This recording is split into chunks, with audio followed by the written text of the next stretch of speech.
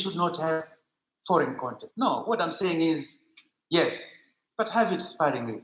I've been to countries outside Tanzania, in Asia, in Europe, in America, and in my hotel room, I would try to flip through channels to see what content they have. I'm telling you, I don't normally see myself. The only time I see myself is if there's a program about wildlife in Africa. Then at least I can relate that I see on TV. But here, sometimes you will sit in a hotel room, you won't even find local channels. And when you find them, you won't find local content. So, in a way, also in the political dispensation, private media became opposition, if you know what I mean, while state media, like the one I run, became the ruling party. Civil societies multiplied in numbers and objectives. Initially, private media, of course, faced some financial difficulties. You have so many newspapers, for example, same few adverts. The private sector is still in its nascent stage, still growing, so it doesn't have enough money to distribute to all the media outlets. So that way, the media also suffered. Freedom of expression found a wider space, and more journalism colleges were established. And by the way, let me just share with you a few of what I consider to be success stories of the role that the media played. The media that had started to enjoy relative higher degree of freedom. Number one, the media conducted investigative journalism to expose corruption and other vices. I know there were casualties here in Africa. I could share with you some stories. But I think that changed the way things had been run before. That you expose corruption in big ways and thereby enhancing accountability in society.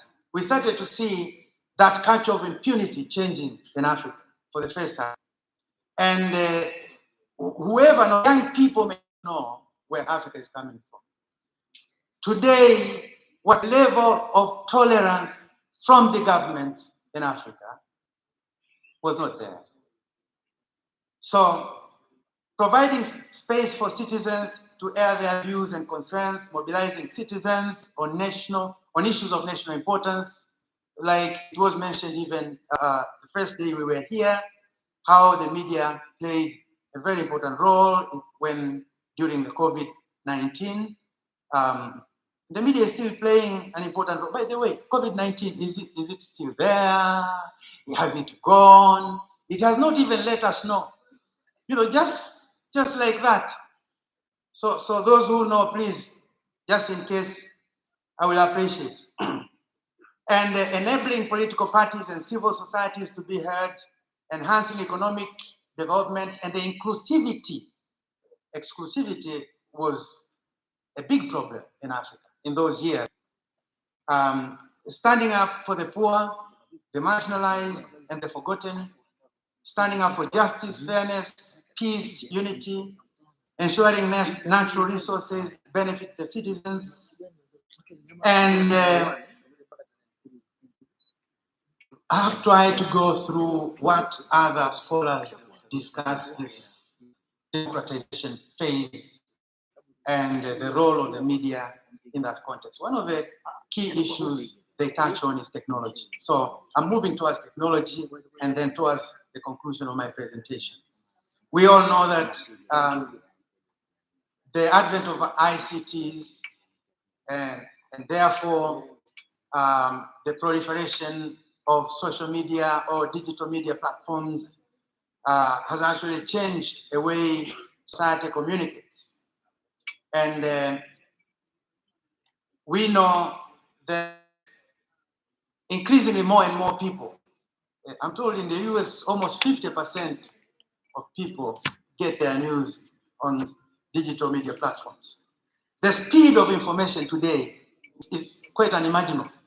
I remember those of us who used P.O. Box. If you ask some young people around what is P.O. Box, they will look at you as if you're from Mars or you are related to dinosaurs. And so the speed today of information, an accident occurs or happens somewhere, and these people will be sharing, live that information to other people as the smoke still goes up, as people are being pulled out of, the wreckage. And the power of gatekeepers, I've seen quite a number of them, and it was quite a pleasure to meet some of the people who inspired me young as a journalist. The power of gatekeepers, which we all know how powerful editors were, has also been diminished considerably. And, those, you remember those? Accuracy, objectivity, impartiality, fairness, comprehensiveness of news, are they still regarded in citizen, so-called citizen journalism? Audiences are no longer bystanders waiting to be fed the news. They too participate. They create news. They gather news, distribute news. They discuss and analyze news. They have ample opportunities they did not have before. And those who did not have a voice in society in the past, today they have a voice. Some talents never even seen in traditional media before have emerged from the crowd of novices who utilize opportunities in digital media in ways never imagined before. Governments and corporate entities, as powerful as they can be, are no longer in total control of what is exposed on social media about them. Individuals with a drive to succeed are taking to digital media to do business, gain knowledge and skills that have turned their lives around. Individuals with no capital have established blogs and online platforms, attracting more audiences than traditional media. I was talking to my young brother, Max, and he was explaining to me the transformation that is taking place within Jamii Forum. And for Africa and its global cousins, internet-based platforms have come to address the imbalanced flow of information. For those of you who remember the debate that raged for years and championed by UNESCO about the imbalanced flow of information. Now, the dark side of digital media, opportunities for free expression and information sharing through digital media have also exposed the dark side of freedom. Cultural and community values are murdered on a broad daylight, while perversive values from globalization take over as the new normal. National unity is facing an existential threat from opinions, views, and ideas turned out of malicious individuals and groups. National security is equally facing a threat from those who wish to face off with their governments. Individuals or groups with an axe to grind are freely and recklessly using digital media to settle scores with their perceived enemies. Character assassination and expressions aimed at murdering the dignity of individuals and entities are increasingly becoming the norm. Terrorist groups are using digital media platforms to learn about devastating ways to kill their enemies and also teaching others to do the same. Fake news, remember President Trump? Fake news is a new phenomenon, but of course it's an extension of old habits, old traditions. It has come to discredit digital media quite a lot. In the past, of course, the problem used to be lack of information. We didn't have sufficient information, so people resorted to rumors because we didn't have enough information. Imara Tigambwage, whom I mentioned here on the first day, he wrote a book. He actually gathered rumors in a particular period of time. There were about 800 and something rumors that were circulating around Tanzania at that time. Why were there rumors? Because while we had a problem of too little information in the public realm, today the problem is too much information, to the extent that information is becoming problematic by itself or confusing to audiences. But we shouldn't forget, digital media are also controlled by the powerful.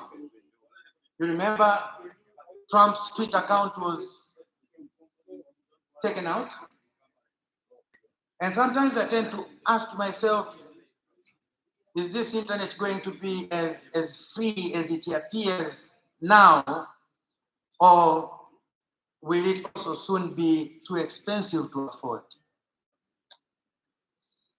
I'm moving towards the end of my presentation. Defining our roles. How do we teach journalism in our colleges and universities in a way that responds to these changes, technological changes that we see? How do we ensure survival of independent media? How do we organize our newsroom hierarchy and procedures to best meet the demands for fast and captivating news? How do we report the news in today's context? Are we going to continue teaching about 5 Ws and 7 H, 5 Ws and H? Inverted pyramid today? And by the way, who would dare to invert a pyramid? Just think about that in Egypt. How long should it take for us to gather, process, send, edit news, and make editorial decisions, and then share it with the rest of the world? While there are some people who send it instantly without any process. How do we make news more interesting? Since credibility and reliability are still lacking in many digital platforms, how do we make that our niche? How do we change formats of broadcast material into variety of interesting short packages that may capture the attention of our audiences? What about storytelling, for example? How long can a newspaper as we know it today survive? A newspaper, by the way. We had here on the first day of presentation that in the last 5 years, newspapers globally have lost half their revenues. How long can popular music played on radio every day continue to attract young people? Because today they access music elsewhere using their gadgets at their convenient time. How long can television, as we have known it, continue to mesmerize audiences the way it did in the 30s and later years? And with the fourth industrial revolution, with artificial intelligence, how prepared are we to transform? If you read Acemoglu and Robinson, read Professor Noah Harari, he has written several books, Homo sapiens, Homo Deus, Challenges of the 21st Century. Read Schwab, the Industrial Revolution, and several others. We will see that if we are not prepared, we are likely to turn into dinosaurs or Nokia, if you know what I mean. Do we envision a robotic reporter? Today already we have robotic reporters, and they do a better job than our reporters who keep crying for pay rise. So you have a robot doesn't ask for pay. Even robot anchors who read very well. Anna Mwashoke, you are a brilliant news reader, but the robots are coming. And in which ways do we make content about Africa and Africans more relevant, interesting, and useful to our audiences? You know, I've been there for 6 years at TBC. Each time somebody comes in with a bag full of content saying, we will give, if you buy these, we will give you this free. And I go through the content that somebody wants to sell me. It has no relevance to my own environment. And I say, I'm sorry. I can't feed Tanzanians with foreign content, even if it were free. How do we as media make our own cultural stories and narratives relevant and sexier in the context of an avalanche of foreign ones flowing onto Africa? How do we change the negative perceptions of Africa? My sister, on the first day, she talked about that, my sister from AU. How do we change perceptions of Africans and Africa perpetuated and fed on us for centuries? How do we ensure that we are relevant to our own communities? I'm finishing now, but let me give you the hard lessons. This is World Press Freedom Day, and I'm free to express my views, isn't that so? Do we still believe that only governments must be watched?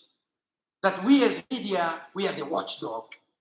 Do we still believe that only the governments must be watched? How about foreign powers, corporate powers, that are often more restrictive to media freedoms than government? I wish I had time, I would have explained that more.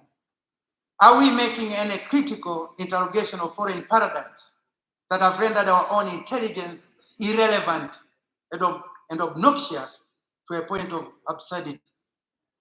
How do we turn certain intercourses between Africa and some developed nations from infidelity into a more meaningful, respectful, mutually beneficial engagement of equals?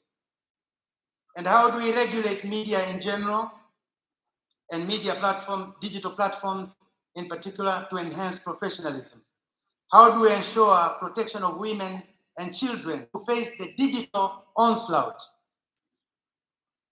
There is a story going around. If you think this is just a cliche, there's a story going around about a girl 10 years old from Nigeria. She was 1 million followers, and she's in these, these modern schools in Africa, international, something international.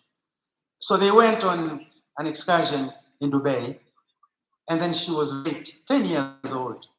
So you can imagine, and the boys, other school boys were there, they recorded the event, and then they started circulating the incident on the internet. You can imagine that a 10-year-old girl who is a victim, how do we deal with such issues?